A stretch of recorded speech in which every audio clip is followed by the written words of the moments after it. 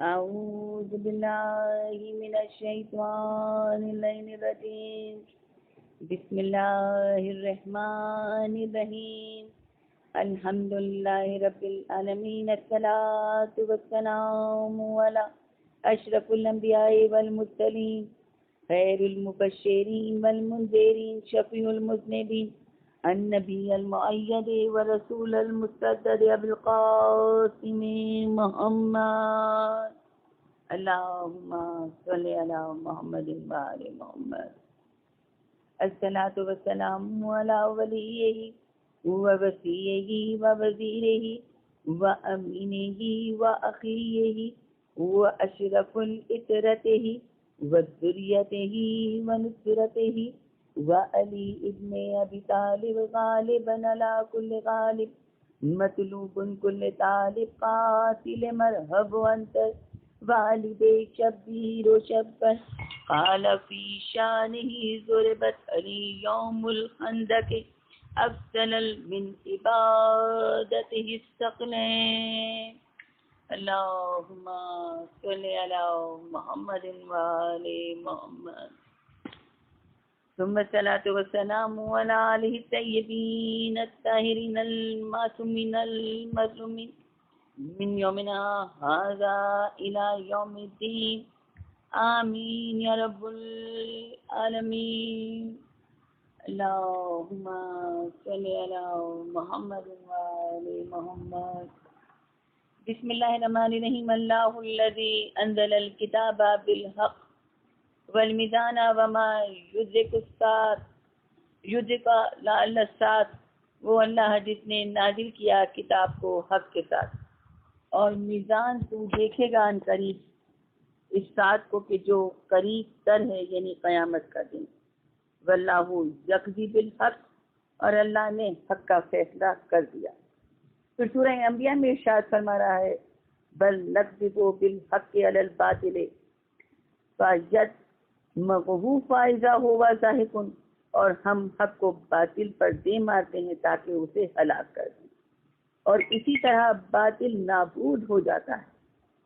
سورہ کہف میں آواز دے کر کہا وَقُلِ الْحَقُّ مِنْ رَبِّكُمْ فَمَنْ شَاءَ فَلْيُؤْمِنْ وَمَنْ شَاءَ فَلْيَكْفُرْ إِنَّا أَعْتَدْنَا لِلظَّالِمِينَ، اور کہہ دو کہ یہ حق تیرے رب کی طرف سے ہے، اور جو چاہے ایمان لے آئے اور اس حقیقت کو مان لے، اور جو چاہے کافر ہو جائے. ظالموں کے لیے تو دہکتی ہوئی آگ ہے. آواز دے کر کہا تلک آیات اللہ نتلوہا علیک بالحق، اور یہ اللہ کی آیات ہیں جنہیں ہم آپ پر تلاوت کرتے ہیں، اور یہی حق ہے. پروردگار عالم نے اپنے کلام بلاغت میں متعدد مقامات پر لفظ حق کو استعمال کیا، جو خود اپنی ذات کے لیے یہ کہتا ہوا نظر آتا ہے اللہ الحق، الرسول الحق، الکتاب الحق، الدین الحق. وہ پروردگار عالم جو حق کا تذکرہ کر رہا ہے کہ اللہ حق ہے، رسول حق ہے، دین حق ہے، کتاب حق ہے. تو اب اگر حق کو تلاش کرنا ہو پھر دیکھیے کہ رسول حق کو کس طرح سے پہچانوا رہے ہیں. جناب ختمی مرتبت نے ایک مرتبہ ارشاد فرمایا علی ما الحق والحق ما علی. علی حق کے ساتھ ہے اور حق علی کے ساتھ ہے. اور پھر دعا فرما رہے ہیں پروردگار عالم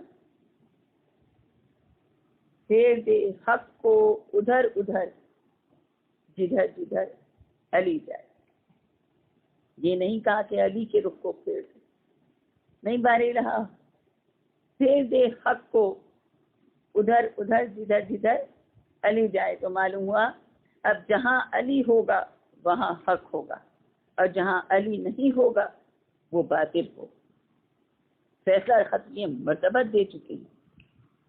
تو معلوم ہوا اگر اللہ الحق، اللہ حق، تو اللہ علی کے ساتھ ہے. الرسول الحق، رسول حق، تو رسول علی کے ساتھ ہے. الکتاب الحق، کتاب حق ہے تو کتاب علی کے ساتھ ہے۔ الدین الحق، دین حق ہے تو دین علی کے ساتھ ہے۔ اور اگر آپ کو دین تلاش کرنا ہو تو آپ کو دین کہیں اور سے نہیں ملے گا، دین آپ کو فقط اور فقط علی ابن ابی طالب سے ملے گا۔ اسی لیے پروردگار عالم نے ارشاد فرمایا ان الدین عند اللہ الاسلام، اور دین تو فقط اور فقط اسلام ہے، یعنی کہ تم کو تسلیم کرنا ہوگا وہ دین کہ جو علی تم کو دے۔ علی سے ہٹ کر اگر دین لوگے، بے دینی تو ہو سکتی ہے مگر دین نہیں ہو سکتا، اس لیے کہ دین علی ابن ابی طالب، اور دین کو اگر تلاش کرنا ہو تو دین کہیں اور نہیں ملے گا، کہ وہ پروردگار عالم خود ارشاد فرما رہا ہے بل نقذف بالحق علی الباطل فیدمغہ فاذا هو زاہق، اور حق کو ہم باطل پر دے مارتے ہیں تاکہ اسے ہلاک کر دیں، اور اسی طرح باطل نابود ہو جایا کرتا ہے۔ اور پھر ارشاد فرما رہا ہے پروردگار عالم انا انزلنا الیک الکتاب بالحق لتحکم بین الناس بما ادرک اللہ، بے شک ہم نے تم پر قرآن کو نازل کیا حق کے ساتھ تاکہ لوگوں کے درمیان اس چیز کے مطابق فیصلہ کرو جس کا تمہیں ادراک دیا گیا ہے، یعنی کہ تم شرک کرو علی ابن ابی طالب کے ساتھ، کہ یہ حق تمہیں کہیں اور نہیں ملے گا۔ سورہ انعام میں ارشاد فرما رہا ہے وَهُوَ الَّذِي خَلَقَ السَّمَاوَاتِ وَالْأَرْضَ بِالْحَقِّ وَيَوْمَ يَقُولُ كُن فَيَكُونُ قَوْلُهُ الْحَقُّ وَلَهُ الْمُلْكُ يَوْمَ يُنفَخُ فِي الصُّورِ عَالِمُ الْغَيْبِ وَالشَّهَادَةِ وَهُوَ الْحَكِيمُ الْخَبِيرُ، اور وہ وہی ذات ہے کہ جس نے آسمانوں کو اور زمین کو حق کے ساتھ پیدا کیا، اور اس دن وہ کہے گا ہو جا تو ہو جائے گا، اس کا قول حق ہے، اور جس دن سور پھونکا جائے گا اس دن حکومت اس کے لیے مخصوص ہوگی، وہ تمام پوشیدہ اور ظاہر و آشکار چیزوں سے باخبر ہے، اور وہ خبیر اور حکیم ہے۔ اللہ جانے علی ابن ابی طالب کی ذات کیا ذات ہے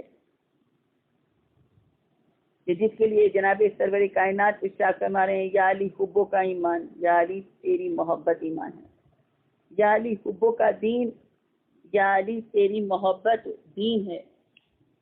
اور جب علی کی محبت دین ہے اور دین سے محبت ہے تب ارشاد فرمایا ذکر علی عبادہ، علی کا ذکر عبادت ہے۔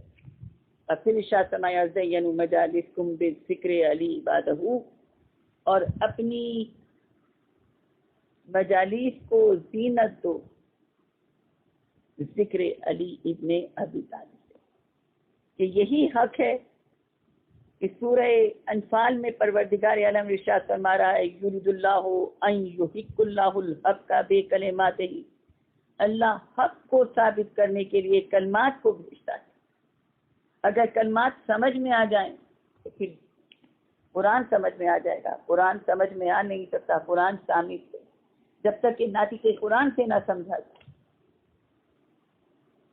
یہ کلمات کیا ہیں کہ خود ارشاد فرما رہے ہیں نحنو کلمت اللہ، ہم اللہ کے کلمات، اور اگر اللہ کے کلمات کو سمجھنا ہو تو پھر پروردگار عالم اپنے کلام بلاغت میں ارشاد فرما رہا ہے کلو کان البحر مدادا لکلمات ربی ولو جئنا بمثلہ مداد، اور تم اپنے رب کے کلمات کو لکھنا چاہو تو 7 سمندر میں 7 سمندر اور ملا دو سیاہی کی مانند، اور اگر تم لکھنا چاہو تب بھی تم اپنے رب کے کلمات نہیں لکھ سکتے۔ یعنی کہ اتنے کمال علی ابن ابی طالب کی ذات کے کہ آپ دین سمجھ ہی نہیں سکتے۔ دین کو سمجھنے کے لیے آپ کو پہلے ذات علی ابن ابی طالب کو سمجھنا ہوگا۔ جب علی سمجھ میں نہ آئے تو پھر رسول کیسے سمجھ میں آئے؟ جب رسول سمجھ میں نہیں آئے تو پھر خدا کی ذات کیسے سمجھ میں آ سکتی ہے؟ اس لیے کہ وہ تو غیب ہے جو تصور میں نہیں آتا، محسوس نہیں کیا جا سکتا، ادراک میں نہیں آتا، سوچ میں نہیں آتا، ہماری سوچوں سے ماورا ہے۔ اور جب وہ سامنے ہی نہیں ہے تو پھر اس کی ذات کو کون منوائے گا اور کون پہچانوائے گا؟ اگر یہ ذات علی ابن ابی طالب نہ ہو کہ مولا کائنات علی ابن طالب اس ذات کے لیے ارشاد فرما رہے ہیں کہ وہ ذات ہے جس پر کسی کلمے کا اطلاق نہیں ہوتا، جس پر کسی اسم کا اطلاق نہیں ہوتا۔ جب اس پر کسی اسم کا اطلاق ہی نہیں ہوتا وہ ان اسم الہیہ سے منزہ مبرہ ہے۔ اسی لیے پروردگار عالم نے کہا سبحان ربک رب العزت عما یصفون، کہ پاک ہے وہ کہ تم اس کو اس کے ناموں سے پکارو۔ تو یہ نام کون ہے کہ جس کو نام لے کر پکارتے ہیں؟ کہیں رحمان کہتے ہیں، رحیم کہتے ہیں، کریم کہتے ہیں، عظیم کہتے ہیں، علیم کہتے ہیں، خبیر کہتے ہیں، شہید کہتے ہیں۔ یہ اس کے اسماء الہیہ ہیں کہ جس کے لیے وہ خود ارشاد فرما رہا ہے فَادْعُوا لِلَّهِ الْأَسْمَاءُ الْحُسْنَىٰ، جب مجھ کو پکارو تو میرے بہترین ناموں کے ساتھ پکارو۔ اور جب سوال کیا مولا کائنات علی طالب سے کہ مولا پھر اس کے یہ اسماء الہیہ کیا ہیں؟ ارشاد فرمایا نحنو اسم اللہ، اس کے اسماء الہیہ ہم ہیں، نحنو کلمت اللہ، ہم اس کے کلمات، نحنو سر اللہ، ہم اس کے اسرار ہیں، نحنو قدرت اللہ، ہم اس کے قدرت کے راز ہیں، نحنو صفات اللہ، ہم اس کی صفات ہیں۔ اس کی ذات کو جاننے کے لیے پہلے آپ کو، کیونکہ وہ ذات واجب الوجود ہے، آپ کو اس کی ذات کو جاننے کے لیے جن کو اپنا مظہر اور اپنا کمال بنا کر بھیجا ان کی ذات کو سمجھنا ہوگا۔ پروردگار عالم ان کو اپنا مظہر بنا کر بھیجا ہے، اپنا کمال الہیہ بنا کر بھیجا ہے، اپنی صفات الہیہ کا مظہر بنا کر بھیجا ہے۔ اگر اس کی اطاعت کرنی ہو تو اس کی اطاعت کیسے کریں گے جب تک کہ کوئی اطاعت کرنے والا نہ ہو؟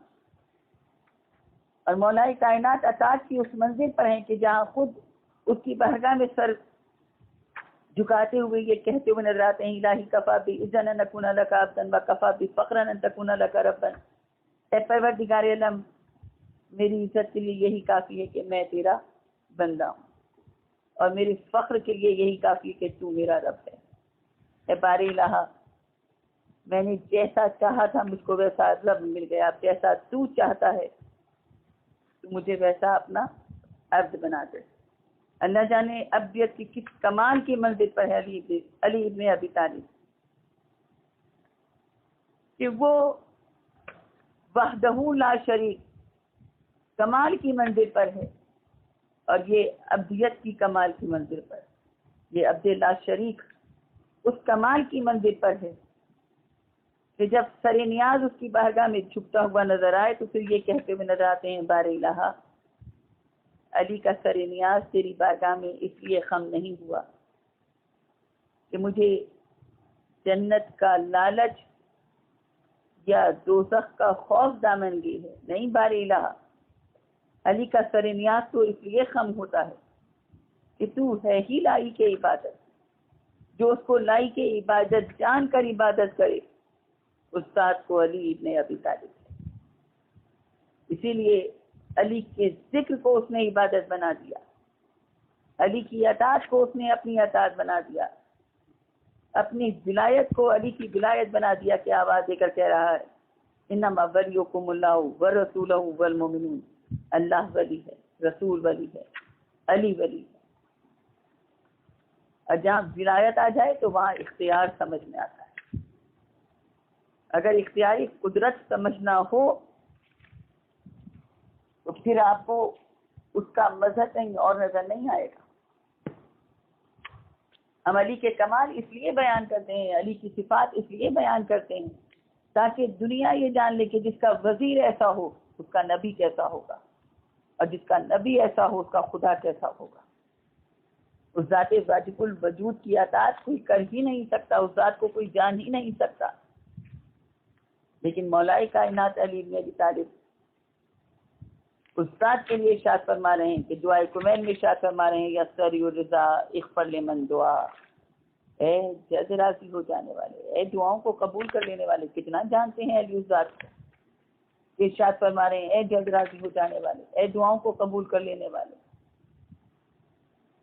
یعنی کہ مزاج الہی سے اس طرح واقف کہ کتنی جلد راضی ہو جاتا ہے، جو ساری قدرتیں ساری طاقتیں اپنے اختیار میں رکھتا ہے، اس کے لیے ارشاد فرما رہے ہیں کہ کتنا جلد راضی ہو جاتا ہے، کبھی بے اختیار ایک آنسو پر، کبھی بے اختیار ایک سجدے پر، کہ کبھی اس کو سجدہ کر کے تو دیکھو، اس علی کی بندگی کو کوئی کیا بیان کرے جو ہزار ہزار رکعت نماز پڑھتا ہوا نظر آئے، اس کے کمال کو کون بیان کر سکتا ہے کہ جو اطاعت الہی اور اطاعت رسول میں بیک وقت ایک ہی مقام پر ہم کو نظر آتا ہے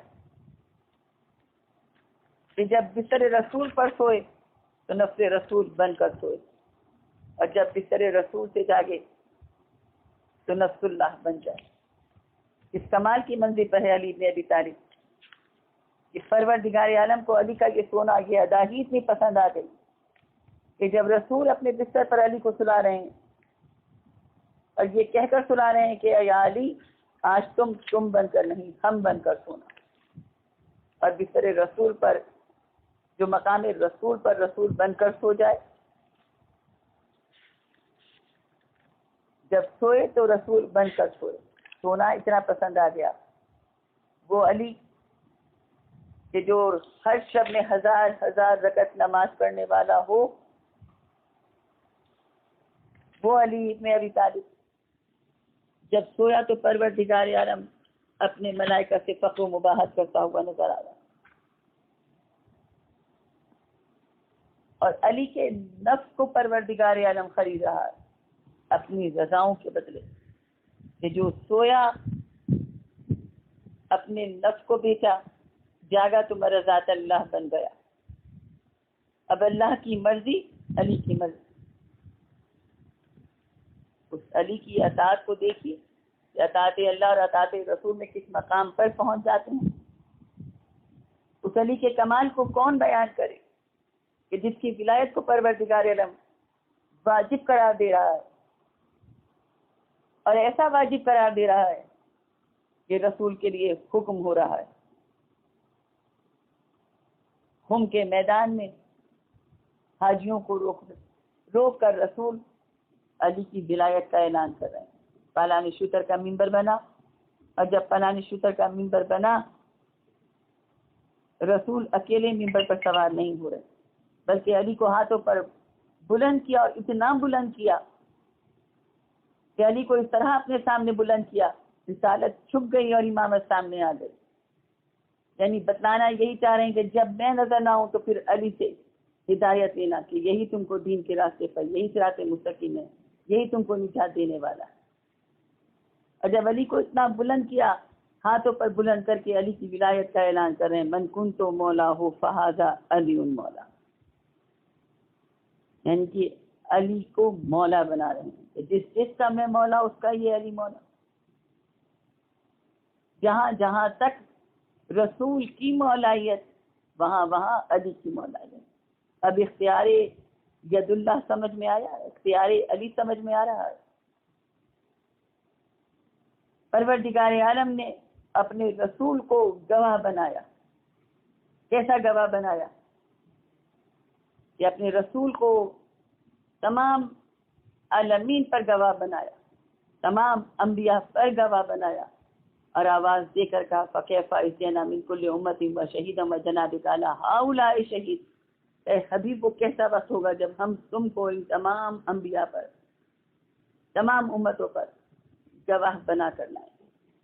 اب رسول گواہ ہے یا نہیں؟ آدم کے بھی گواہ، نوح کے بھی گواہ، ابراہیم کے بھی گواہ، موسیٰ کے بھی گواہ، عیسیٰ کے بھی گواہ۔ اس کمال کی منزل پر ہے یہ رسول جو خاتم النبیین ہے، سب سے آخر میں آنے والا رسول، ہر نبی کا گواہ۔ اور جب روز محشر ہوگا، تخت شفاعت لگا ہوگا، اور رسول مقام محمود کی منزل پر، تخت شفاعت کی منزل پر جب تخت شفاعت لگا ہوگا، اس تخت شفاعت پر متمکن ہوں گے اور علی لوائے حمد لیے ہوئے کھڑے ہوں گے۔ ایسے میں پروردگار عالم جب تمام انبیاء علیہ السلام کو ان کی امتوں کے ساتھ بلائے گا، وہ امتیں جو دین سے مرتد ہو گئی، اور جب وہ امتیں جو دین سے مرتد ہو گئیں، ان سے سوال کیا جائے گا کیا تمہارے پاس کوئی بشیر، کوئی نذیر، کوئی ہادی نہیں آیا؟ اور امتیں رسولوں کو، پیغمبروں کو ان کے منہ پر جھٹلائیں گی اور کہیں گی ہمارے پاس کوئی بشیر، کوئی نذیر، کوئی ہادی نہیں آیا۔ اس وقت پروردگار عالم تمام انبیاء سے سوال کرے گا کیا تم نے حق تبلیغ ادا نہیں کیا تھا؟ اور جب پروردگار عالم تمام انبیاء سے سوال کرے گا آدم تم بتاؤ، ابراہیم تم بتاؤ، موسیٰ تم بتاؤ، عیسیٰ تم بتاؤ، کیا تم نے حق تبلیغ ادا نہیں کیا تھا؟ ہر نبی یہی کہتا ہوا نظر آئے گا باری الہ ہم نے حق تبلیغ ادا کیا تھا۔ اور جب ہر نبی یہ کہے گا کہ باری الہ ہم نے حق تبلیغ ادا کیا تھا، اس وقت پروردگار عالم تمام انبیاء سے کہے گا پھر گواہ لے کر آؤ۔ اور جب کہا جائے گا کہ گواہ لے کر آؤ، ایسے میں انبیاء پریشان ہوں گے کہ گواہ لائیں تو کیسے لائیں۔ 4 اولو العزم نبی مقام محمود کی منزل پر آئیں گے جہاں تخت شفاعت لگا ہوگا، رسول اس تخت شفاعت پر متمکن ہوں گے، علی لوائے حمد لیے ہوئے کھڑے ہوں گے، اور وہ اولو العزم پیغمبر، اولو العزم نبی آ کر کہیں گے یا رسول اللہ چل کر ہماری گواہی دے دیجیے کہ ہم نے حق تبلیغ ادا کیا تھا۔ اس وقت رسول دائیں دیکھیں گے، پھر بائیں دیکھیں گے، اور ایک مرتبہ کہیں گے اینا حمزہ، اینا جعفر، حمزہ کہاں ہیں، جعفر کہاں ہیں؟ اور جب حمزہ اور جعفر آئیں گے، اس وقت پیغمبر یہ کہیں گے جاؤ اور جا کر میری طرف سے ان 1,23,999 انبیاء کی گواہی دے دو کہ انہوں نے حق تبلیغ ادا کیا تھا۔ حمزہ اور جعفر کی گواہی کو قبول کیا جائے گا 1,23,999 انبیاء کی گواہی کے لیے۔ اور رسول جاتے ہوئے یہ کہہ گئے میری امت 73 فرقوں میں بٹ جائے گی، فقط ایک فرقہ ہوگا جو جنت میں جائے گا۔ اب جب 73 فرقے لے کر رسول کی امت پہنچے گی تو پروردگار عالم کو حق ہے کہ اپنے رسول سے سوال کرے اے میرے حبیب کیا تم نے حق تبلیغ ادا نہیں کیا تھا؟ اور جب سوال کرے گا کہ کیا تم نے حق تبلیغ ادا نہیں کیا تھا، اس وقت پیغمبر علی ابن ابی طالب کو کہیں گے کہ تم میرے گواہ بن جاؤ۔ اس وقت علی گواہی دیں گے اور گواہی دے کر کہیں گے بار الہ میرے بھائی نے حق تبلیغ ادا کیا تھا، اگر میرے بھائی نے حق تبلیغ ادا نہ کیا ہوتا تو میں غدیر میں مولا کیسے بن جاؤں۔ اللہ جانے علی کی مولائیت کس مقام پر اور کس منزلت پر ہے کہ جس کو پروردگار عالم گواہ بنا دے، جو رسالت کا بھی گواہ، جو اس کی توحید کا بھی گواہ، کہ علی ابن ابی طالب کی فضیلتیں جس کی شان میں 23,000 حدیثیں بیان کی گئی ہوں، اس کی شان میں قرآن کی آیتیں نازل ہوئی ہوں، اس علی سے اگر سوال کیا جائے کہ یا علی آپ کی سب سے بڑی فضیلت کیا ہے، تو علی کہہ سکتے تھے کہ دعوت ذوالشیرہ میں دعوت دینے والا پہلا شخص میں ہوں، کہہ سکتے تھے شب ہجرت بستر رسول پر سونے والا میں ہوں، کہتے تھے فاتح بدر و حنین میں ہوں، کہہ دیتے قاتل مرحب و انتر میں ہوں، کہہ دیتے فاطمہ کا شوہر میں ہوں، کہہ دیتے فاتح خیبر میں ہوں، کہہ دیتے ساقی کوثر میں ہوں، کہہ دیتے لوائے حمد کو اٹھانے والا میں ہوں۔ لیکن علی نے جب اپنی شان اور اپنی فضیلت بیان کی تو قرآن کی آیت پڑھ رہے ہیں اور کہہ رہے ہیں کل کفا باللہ شہیدا بینی و بینکم ومن عندہ علم الکتاب، کہ میری سب سے بڑی فضیلت یہ ہے کہ میں اس کا بھی گواہ کہ پروردگار عالم نے میری گواہی کو اپنی گواہی اور رسول کی گواہی میں شامل کیا۔ کہہ دیجئے اگر تم مجھ کو رسول نہیں مانتے تو نہ مانو، میری گواہی کے لیے ایک اللہ کافی ہے، ایک وہ جس کو کل کتاب کا علم دے کر بھیجا۔ اب سمجھ میں آیا کہ علی کس مقام منزلت پر ہے، کہ خدا وہ وحدہ لا شریک، یہ عبد لا شریک، عدل کی میزان دونوں کی برابر، کہ اگر خدا رسول کا گواہ تو علی بھی گواہ، اگر علی گواہ نہ ہو تو پھر قرآن آواز دے کر کیوں کہے قل اعملوا فسيرى الله ورسوله والمؤمنون،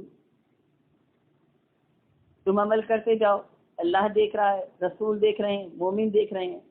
تب مومن کی طاقت سمجھ میں آئی، اس کا اختیار سمجھ میں آیا کہ کہاں تک دیکھ رہے ہیں، جہاں تک خدا دیکھ رہا ہے وہاں تک رسول بھی دیکھ رہے ہیں اور یہ مومن بھی دیکھ رہے ہیں۔ اگر یہ نہ دیکھ رہے ہوں تو پھر قسیم نار والجنہ کیسے بن جائیں؟ اس لیے کہ جنت اور دوزخ وہ خود نہیں بانٹے گا، نہ اپنے رسول سے بٹوائے گا۔ جنت اور دوزخ کو بانٹنے کا اختیار بھی علی بن ابی طالب کو دیا، جس کو قسیم نار والجنہ بنا دیا، تاکہ کوثر بنا دیا۔ اب جنت اور دوزخ وہی بانٹے گا جو اعمال کو دیکھنے والا ہو۔ اسی لیے مولا کائنات علی بن ابی طالب نے ارشاد فرمایا تمہارے اعمال کی جزا اور سزا تمہاری کوانٹٹی پہ نہیں ہے، کتنے سجدے کیے، کتنے روزے رکھے، کتنے طواف کیے، کوالٹی پر ہے۔ ہم تمہاری نیتوں کو دیکھ کر تم کو جزا و سزا دیں گے۔ اور معصوم سے سوال کیا تھا میرے 8ویں امام سے، اور جب مفضل نے پوچھا مولا کیا خدا ہمارے اعمال کی جزا و سزا دینے آئے گا، تو ایک مرتبہ گھور کر دیکھا اور کہا مفضل کیا ہو گیا، جب وہ تم کو اعمال بتلانے نہیں آیا تو تم کو جزا و سزا دینے کیوں آئے گا؟ کہا اعمال بھی ہم نے بتلائے ہیں، جزا و سزا بھی ہم طے کریں گے۔ کتنا اختیار ہے ان کا کہ پروردگار عالم نے ان کو صاحب امر بنا دیا۔ یہ 14 کے 14 صاحب امر، صاحب اختیار، موت اور حیات پر ان کا اختیار، جن کو اولی الامر بنا دے۔ اسی لیے مولا کائنات نے ارشاد فرمایا کوئی مشرق میں مرے یا مغرب میں، شمال میں مرے یا جنوب میں، جب تک مجھ علی نے ابی طالب کو نہ دیکھے اس کو موت نہیں آ سکتی۔ علی کا اختیار سمجھ میں آیا کہ رسول جب معراج پر تشریف لے گئے، چوتھے آسمان پر جب رسول جا رہے ہیں، ایک فرشتے کو دیکھا جس کا طول و عرض مشرق اور مغرب کے درمیان پھیلا ہوا ہے، اتنا پرہیبت فرشتہ، لمبے لمبے بالوں پر، دونوں قدموں کے درمیان لوح رکھی ہوئی، ہاتھ میں قلم اور کچھ لکھتا چلا جا رہا ہے۔ اس نے آج تک اس قلم کو رکھا ہی نہیں۔ جب رسالت وہاں صلی اللہ علیہ وسلم وہاں سے گزرے اس نے قلم کو رکھا اور ایک مرتبہ جناب ختمی مرتبت کے استقبال کو کھڑا ہوا، رسول کو سلام کیا، السلام علیکہ یا احمد کہہ کر۔ رسول نے سلام کا جواب دیا کیونکہ چوتھے آسمان پر رسول کا نام احمد لکھا ہوا۔ جب رسول نے سلام کا جواب دیا تو اس نے فوراً پوچھا آپ کے بھائی علی بن ابی طالب کا کیا حال ہے؟ بس جیسے ہی کہا آپ کے بھائی علی بن ابی طالب کا کیا حال ہے، رسول نے پوچھا تم میرے بھائی علی بن ابی طالب کو جانتے ہو؟ کہا ہاں میں آپ کے بھائی علی بن ابی طالب کو جانتا ہوں۔ رسول نے پوچھا تم میرے بھائی علی بن ابی طالب کو کیسے جانتے ہو؟ ایک مرتبہ فرشتے نے کہا میں ہوں ملک الموت، میرا کام ہے روح کو قبض کرنا۔ روح ہے امر، علی ہے اولی الامر، جب تک علی اجازت نہ دے میں روحوں کو قبض نہیں کر سکتا۔ اختیار علی سمجھ میں آیا کہ آج دنیا میں جہاں جہاں کتنی اموات ہو رہی ہیں، جب تک علی اجازت نہ دے کسی کو موت آ نہیں سکتی۔ اب معلوم ہوا کہ علی ابن ابی طالب کی ولایت کو اسی لیے واجب قرار دیا، ان کی محبت کو اسی لیے واجب قرار دیا گیا کہ رسول یہ کہتے ہوئے نظر آ رہے ہیں اگر ساری دنیا ایک طرف جا رہی ہو اور اکیلا علی ایک طرف جا رہا ہو تو ساری دنیا کو چھوڑ دینا، علی کے پیچھے پیچھے چلنا کہ علی تم کو نجات دینے والا ہے۔ یہی علی ہے کہ جو صراط مستقیم. اور پھر ارشاد فرمایا اگر ساری دنیا علی کی محبت میں اکٹھا ہو جاتی تو پروردگار عالم جہنم کو خلق ہی نہ کرتا. پھر ارشاد فرمایا علی کی محبت گناہوں کو اس طرح کھا جاتی ہے جیسے سوکھی لکڑی کو آگ. اس علی کے کمال کو کوئی کیا بیان کرے گا کہ اگر علی علی کہتے رہیں گناہ جھڑتے چلے جاتے ہیں. ایک مرتبہ علی علی کہنے کا ثواب ختم قرآن کا ثواب. ختم مرتبہ علی کے لیے ارشاد فرما رہے ہیں یا علی مثلوں کا مثل ان کا. اے علی تیری مثال کعبے کی مثال ہے. دنیا اپنی عبادات کے لیے کعبے کی طرف رخ کر کر نمازیں پڑھ رہی ہے اور علی کعبہ. کعبے کی منزلت کو اگر سمجھنا ہو تو پہلے علی کی ذات کو سمجھ. یہ علی ابن ابی طالب کی ذات ہے کہ جس کے لیے پروردگار نے اپنے خانہ خدا کو سچا خانہ علی ابن ابی طالب بنا دیا. اس علی کے کمال کو کوئی جان ہی نہیں سکتا. اس علی کے کمال اور فضیلت کو کوئی کیا بیان کرے گا کہ جو قسیم نار و والجنہ، جو صبر کی میزان میں ایسا، جو عدل کی میزان میں ایسا کہ بعد رسول علی ابن ابی طالب کو 23 برس تک فراموش کیا گیا.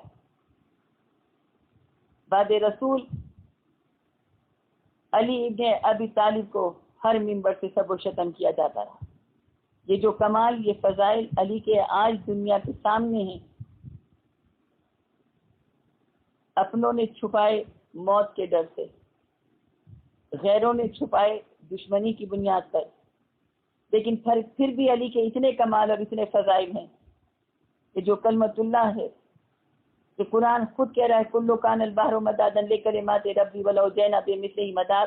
اگر تم اپنے رب کے کلمات کو لکھنا چاہو 7 سمندر میں 7 سمندر اور ملا دو، پھر بھی تم اپنے رب کے کلمات کو نہیں لکھ سکتے.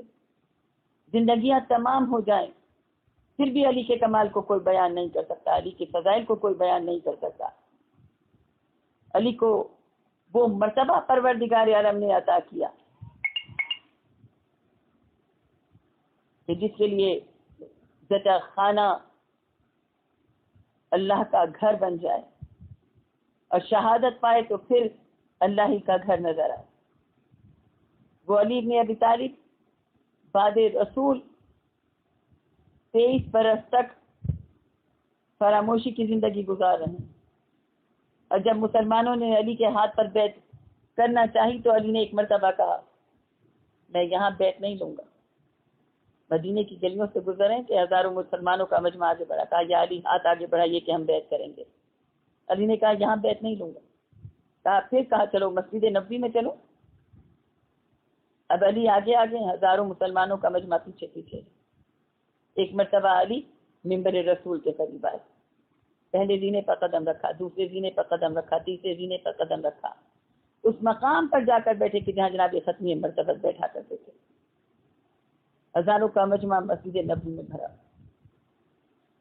علی سر جھکائے ہوئے 5 انگلیوں کو 5 انگلیوں میں بے واسطہ کیے بیٹھے ہوئے ہیں کہ ایک مرتبہ علی نے سر اٹھا کر کہا باری الہ حمد ہے تیرے لیے کہ آج حق اپنی جگہ پر واپس آیا. 23 برس کے بعد علی نے مقام رسول پر بیٹھ کر یہ اعلان کیا کہ حق اور باطل کیا ہے. آج تک تم باطل کی پیروی کر رہے تھے، آج حق اپنے مقام پر آ گیا. اتنے میں مجمع میں سرگوشیوں کی آوازیں آنے لگی جیسے بہت ساری مکھیاں بھن بھنا رہی. علی نے نگاہ اٹھا کر اس بھرے ہوئے مجمع کو دیکھا اور دیکھ کر کہنے لگے ابھی تم نے بیعت نہیں دی ہے، نہ میں نے تم سے بیعت لی ہے، کہ تم میں یہ سرگوشیاں کیسی ہیں. کہ مجمع میں سے ایک بوڑھا سا شخص کھڑا ہوا اور کھڑے ہو کر کہنے لگا یا علی تم نے بڑی جسارت کی. بس جیسے ہی کہا یا علی تم نے بڑی جسارت کی. علی نے پوچھا کیسی جسارت؟ کہا یا علی تم سے پہلے بزرگوں کا یہ طریقہ رہا ہے، وہ منبر کی سب سے نچلی سیڑھی پر بیٹھا کرتے تھے. یا علی تم نے بڑی جسارت کی کہ مقام رسول پر بیٹھے ہو. بس اتنا سننا تھا کہ علی کو جلال آیا.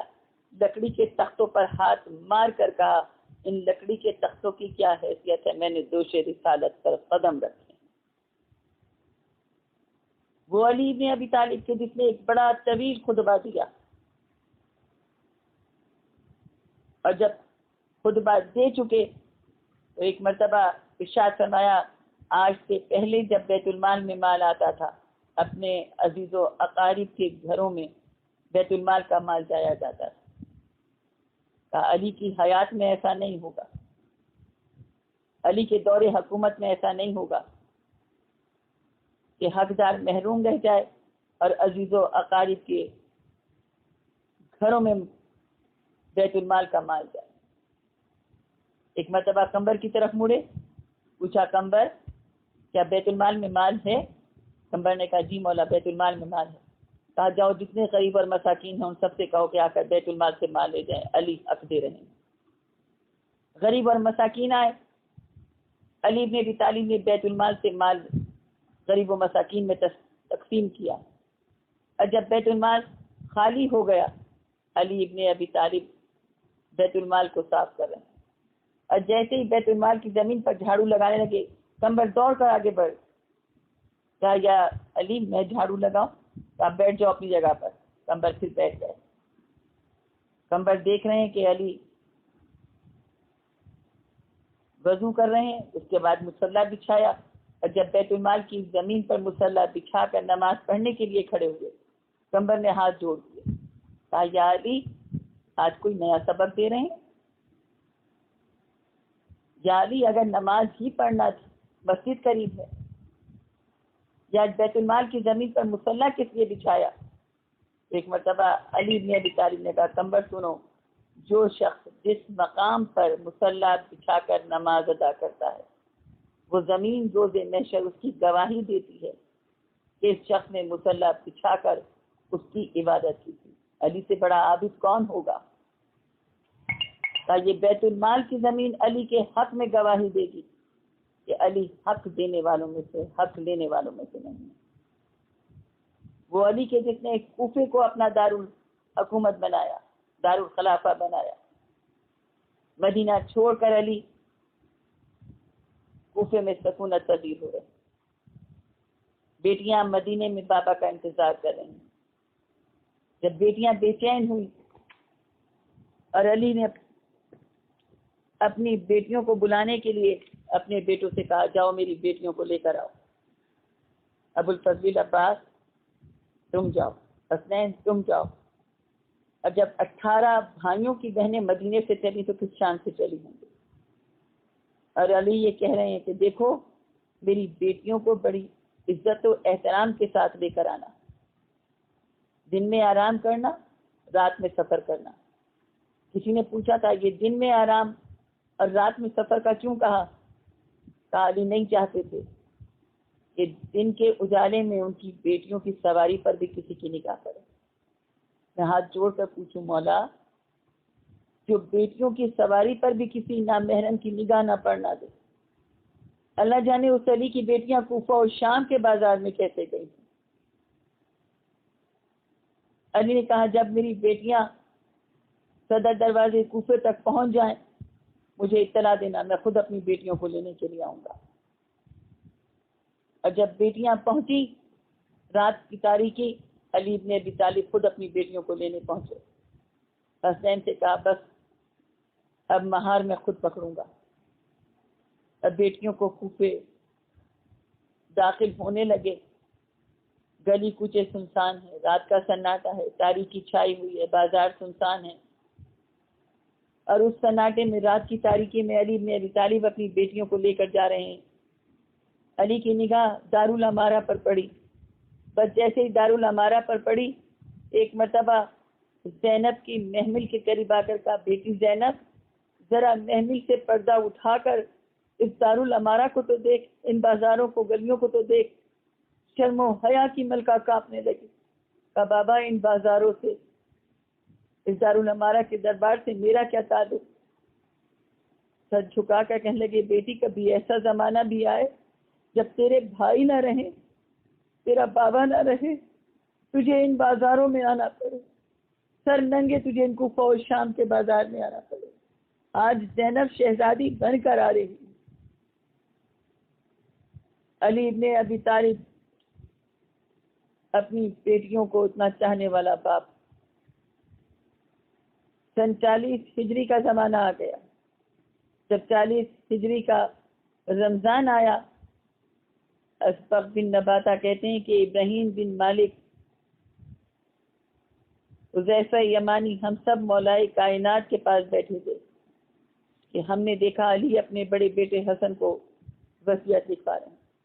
وہ کہتے ہیں کہ ہم سب کے دل پھڑکنے لگے کہ مولا خیر تو ہے. فرمایا ہاں اسبق خیر ہے. پوچھا مولا پھر آپ نے حسن کو وصیت کیوں لکھوائی؟ مولا نے پوچھا آج کون سا روزہ ہے؟ ہم نے کہا مولا آج 18واں روزہ ہے. ایک مرتبہ آپ نے آسمان کی طرف دیکھا، فرمایا بس تھوڑا وقت باقی رہ گیا. اسبق کہتے ہیں ہمارے دل کانپنے لگے اور ہم نے یہ طے کیا کہ کوفے کی حالت کچھ اچھی نہیں ہے. کچھ اجنبی چہروں کو ہم علی کے گھر اور مسجد کی طرف آتے جاتے دیکھتے ہیں. ہم نے یہ طے کیا کہ ضرور کچھ ہونے والا ہے. اب ہم قسم کھاتے ہیں کہ ایک لمحے کو بھی اللہ علی کو تنہا نہیں چھوڑیں گے. آدھی رات کا وقت تھا. علی تعقیبات پڑھ رہے تھے. ایک گلی میں گھوڑوں کے ٹاپوں کی آواز آئی اور اسلحے کی آوازیں زینب و ام کلثوم نے سنی. بابا کے پاس بیٹھی ہاتھوں میں تسبیحاں ہیں. جیسے ہی ابو الفضل عباس کے کانوں میں گھوڑوں کے ہنہنانے کی آواز اور ٹانپوں کی آوازیں آئیں. عباس دروازے کی طرف دوڑے. علی نے آواز دے کر کہا عباس رک جاؤ، میں آ رہا ہوں، میں خود دیکھوں گا کہ کون ہے. علی دروازے سے جو ہی باہر آئے تو دیکھا چند گھوڑ سوار ہیں، ہاتھوں میں ننگی تلواریں. علی نے ایک مرتبہ گرج کر پوچھا کون ہو؟ یہ اپنے چہروں پہ سے کپڑا ہٹاؤ. آنے والوں نے علی کی گرج کو سنا، کانپنے لگے، ہاتھوں سے تلواریں گر گئیں. چہروں سے کپڑے ہٹا کر کہا مولا کوئی اور نہیں. حذیفہ کہتے ہیں مولا میں آپ کا صحابی. کہا میرے گھر کے باہر کیا کر رہے ہو؟ اسبق نے کہا مولا زمانہ بڑا پرآشوب ہے. ہم نے یہ طے کیا ہے کہ کہیں کوئی رات کی تاریکی میں آپ کے گھر پر آپ پر حملہ نہ کر دے، اس لیے اب ہم آپ کے گھر کا پہرا دیں گے. علی نے پوچھا تم مجھے موت سے بچانے آئے؟ جاؤ خدا تم پر رحم کرے. تو مجھے خدا پر چھوڑ کر اپنے اپنے گھروں کو جاؤ. حذیفہ کہتے ہیں ہم جانا نہیں چاہتے تھے، مولا کے حکم کے آگے بے بس تھے، آنکھوں میں آنسو. مولا نے کہا میں تمہیں حکم دیتا ہوں کہ جاؤ اپنے گھروں کو. ہم یہ سن کر کانپنے لگے. امام زمانہ کا حکم تھا، نہ چاہتے ہوئے بھی ہم اپنے گھروں کو واپس ہو گئے. گھر آ کر حذیفہ کہتے ہیں میں نے اپنی تلوار پھینک دی اور رونے لگی. میری زوجہ نے کہا حذیفہ علی کا سپاہی ہو کر روتا ہے؟ میں نے کہا مولا نے ہمیں اپنی حفاظت کرنے سے منع کر دیا اور حالات بہت سنگینی اختیار کر چکے ہیں. حذیفہ کہتے ہیں ابھی تھوڑی دیر گزری تھی کہ میری آنکھ لگ گئی. میری زوجہ نے میرے کندھے پر ہاتھ مار کر مجھے اٹھایا اور کہتی ہیں حذیفہ اٹھ، دیکھ یہ کیسا شور ہے، یہ کیسا شور ہے گلی میں. میں دروازے کی طرف ننگے پاؤں دوڑا. گلے کی کوچے آواز و لوگوں کے قدموں سے ایک مرتبہ آواز آئی قد قتل الامیر المومنین، قد قتل علی بن ابی طالب، علی کو قتل کر دیا گیا، زینب کا بابا مارا گیا، حسنین یتیم ہو گئے. ہائے علی بن ابی طالب کہ جب میرا مولا سجدے میں ہے.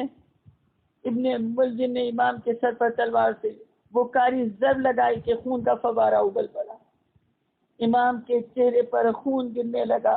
بے ساختہ میرے امام منہ کے بل زمین پر گرے اور یہ کلمات زبان سے نکالے بسم اللہ و باللہ و علی ملت رسول اللہ فزت و رب الکعبہ ھذا ما وعد اللہ و رسولہ و صدق اللہ و رسولہ. رب کعبہ کی قسم میں کامیاب ہو گیا. یہ وہی کچھ ہے جس کا خدا اس کے رسول نے مجھ سے وعدہ کیا تھا اور خدا اور رسول کا وعدہ سچ ثابت ہوا. لوگوں پر دہشت اور حیرانی چھا گئی تھی. وہ لوگ جو نماز کے لیے آئے تھے ایک مرتبہ علی کے گرد کھڑے ہیں. اسی لمحے جبرائیل امی کی صدا آئی. آج تک تاریخ انبیاء میں کبھی ایسی آواز بلند نہیں ہوئی تھی. کسی نبی یا کسی نبی کے بسی کی موت پر یہ آوازیں نہیں آئی تھی. یہ آواز اس وقت بلند ہوئی جب قاتل کی تلوار ٹکرائی. جبرائیل نے منادی دی کہ مسجد کے دروازے آپس میں ٹکرانے لگے اور آسمان میں ملائکہ کی چیخیں بلند ہوئی. سیاہ آندھیاں چلنے لگی. جبرائیل نے جب زمین اور آسمان کے مابین یہ آواز دی جسے ہر جن و انس نے اپنے کانوں سے سنا قد قتل الامیر المومنین، ہائے علی مارے گئے، قد قتل السید الاوصیاء، ہائے اور سید الاوصیاء مارے گئے، خدا کی قسم ہدایت کے ستون گر گئے، خدا کی قسم آسمان کے ستارے بجھ گئے، تقویٰ کے ستون منتہم ہو گئے، خدا کی قسم مضبوط رسی کے بل کھل گئے، محمد مصطفیٰ کے ابن ام شہید ہو گئے، وسیع مشتبہ شہید ہو گئے، علی مرتضیٰ شہید ہو گئے۔ ہاں، ان کائنات کا سب سے بڑا بدبخت جس نے علی کو شہید کیا، لٹ گئی کہ نا کائنات کی شہزادیاں۔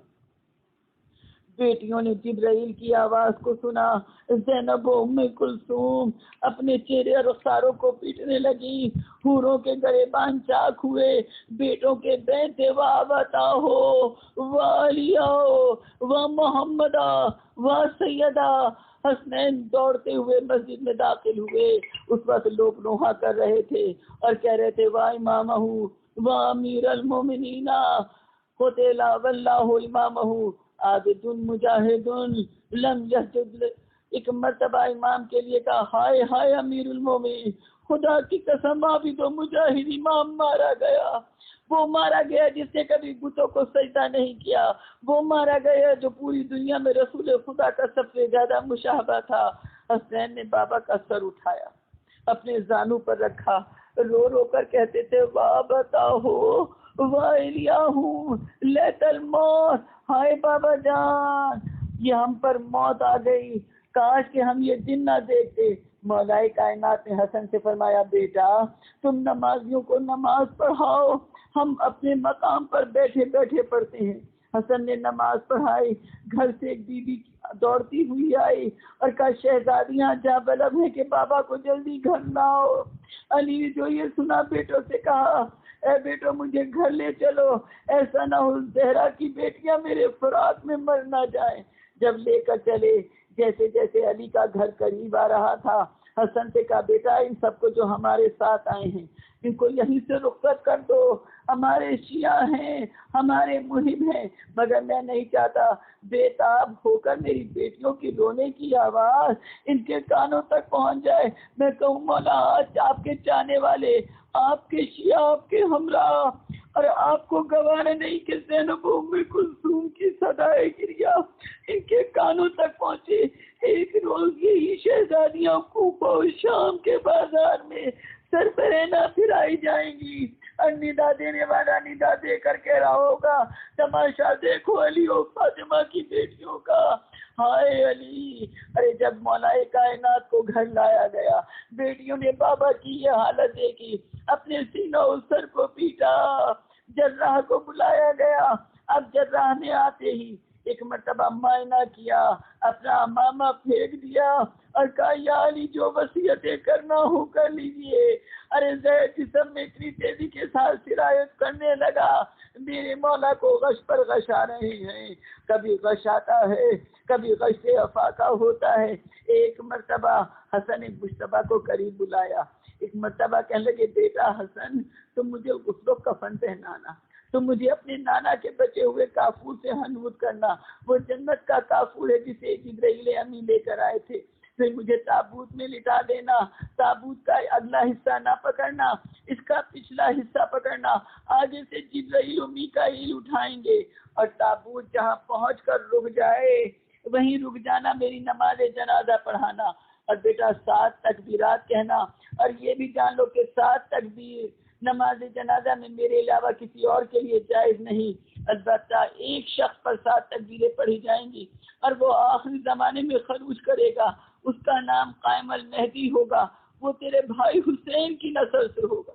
امام کی پیشانی پر پسینہ آیا، اپنے ہاتھ سے پسینہ پہنچا، ایک مرتبہ بیٹی زینب کو اپنے قریب بلایا، بیٹی نے جو بابا کی یہ حالت دیکھی، علی اپنی بیٹی کو سینے سے لگائے، کبھی بیٹی کے بازوؤں کے بوسے لے رہے تھے، کبھی سر کے بوسے لے رہے تھے، ارے میرے مولا پر موت کی غشی طاری ہو رہی تھی۔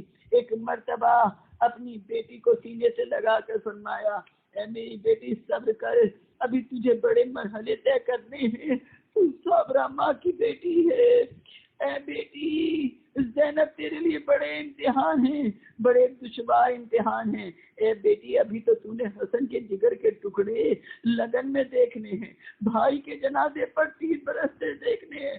زینب صبر کرنا، اور اس سے سخت امتحان تیرا کربلا، ہائے کربلا کا ذکر آنا تھا۔ فاتح خیبر بے اختیار بیٹی کو سینے سے لگا کر پھوٹ پھوٹ کر رونے لگے۔ اللہ جانے کربلا کا کون سا منظر امام کی نگاہوں میں پھر گیا۔ زینب 3 دن کی بھوک پیاس لاشوں کے درمیان تیرا بھائی حسین، ارے بے حسین کی بے کسی کا یہ عالم، کبھی اکبر کے سینے سے برچھی اور کبھی علی اصغر کے گلے سے تیر۔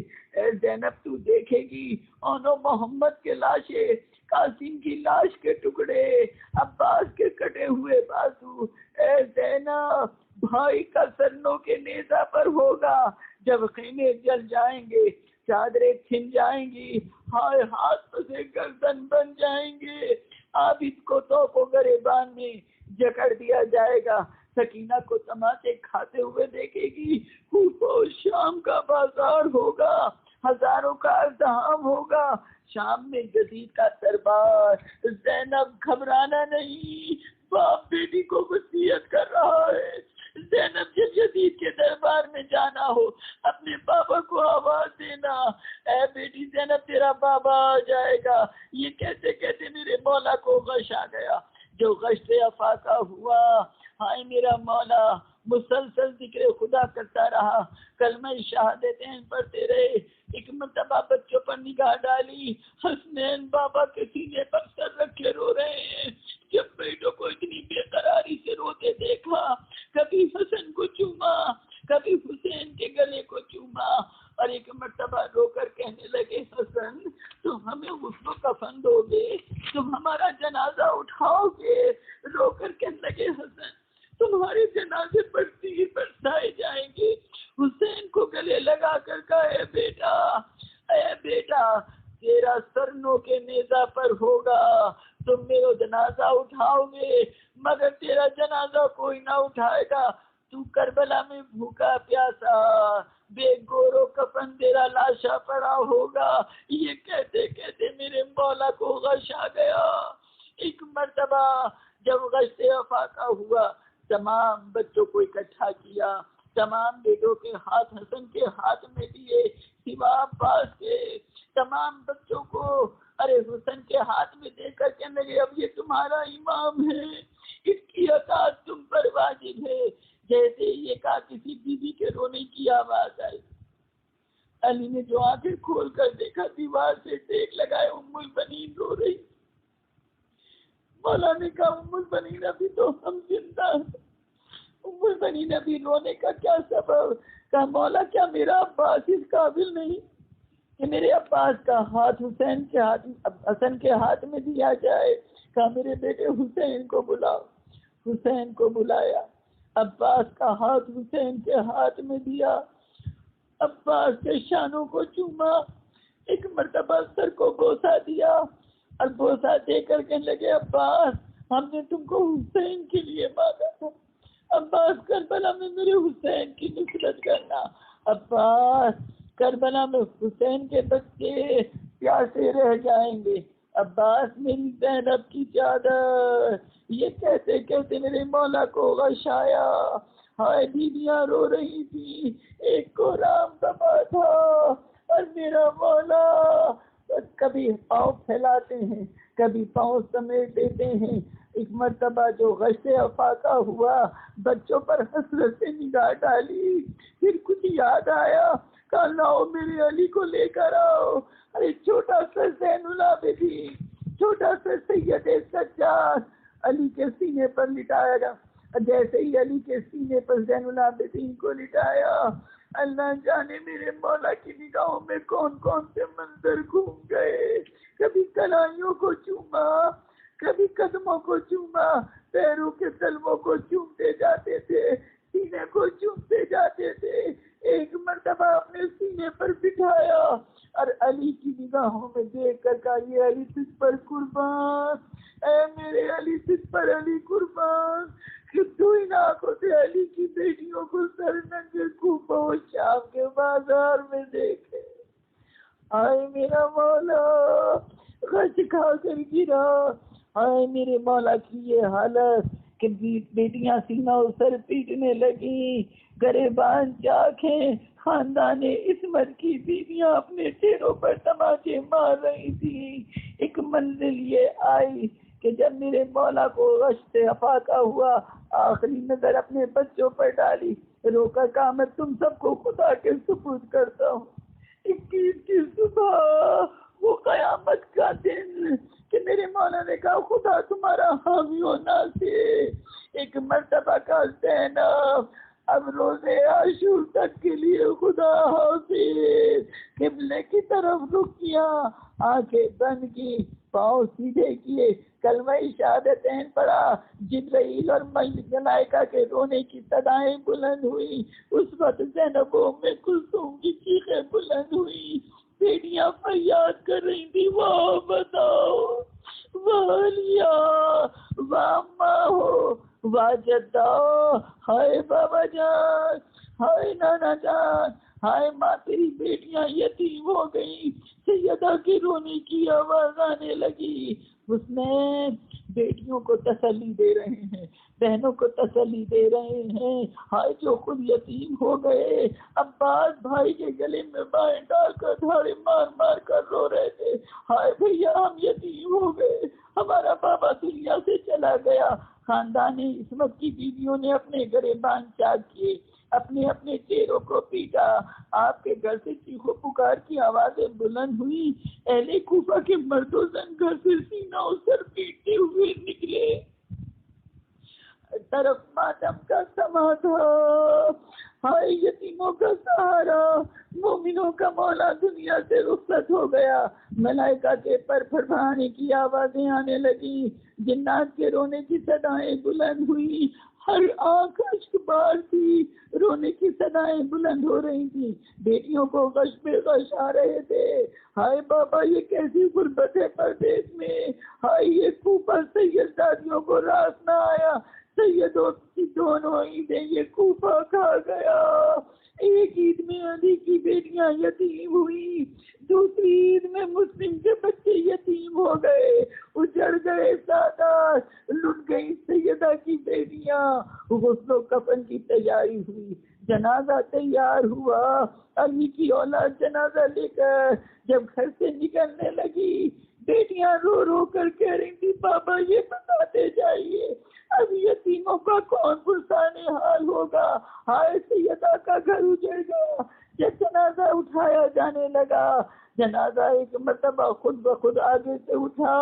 ہائے جس کا جنازہ، جس کا تابوت ملک اٹھائے، اس کے بیٹے کا جنازہ کربلا میں 3 دن تک بھوکا پیاسا بے گور و کفن پڑا رہے۔ کوفے میں آج علی کا جنازہ اٹھا، ہر طرف سے فریاد و بکا کی صدائیں بلند ہو رہی تھی، آواز آ رہی تھی یا علی یا علیہ یا بلحسن یا بوسرا یا جدہ یا رسول اللہ، ہائے علی ہائے علی ہائے